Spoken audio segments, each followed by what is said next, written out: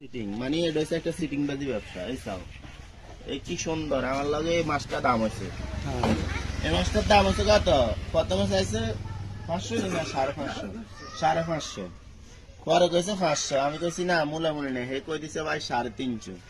পরে আমি কইলাম না 200 টাকা দেবো দিবে, পরে কেন আর 50 দিয়েন 250। এতে হিয়ার হর দেনা হর কাছে, ঠিক আছে নেন 200 টাকা।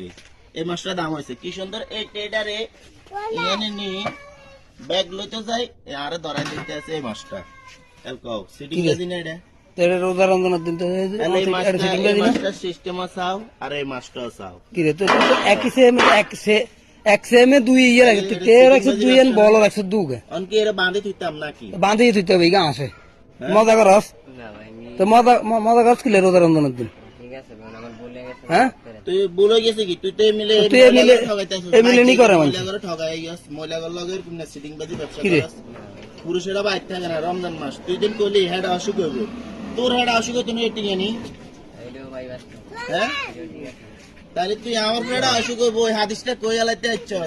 তুই যেন সিটিং বাজি করি আমার এই মাছটা দেস তাহলে কি তোর হইব না?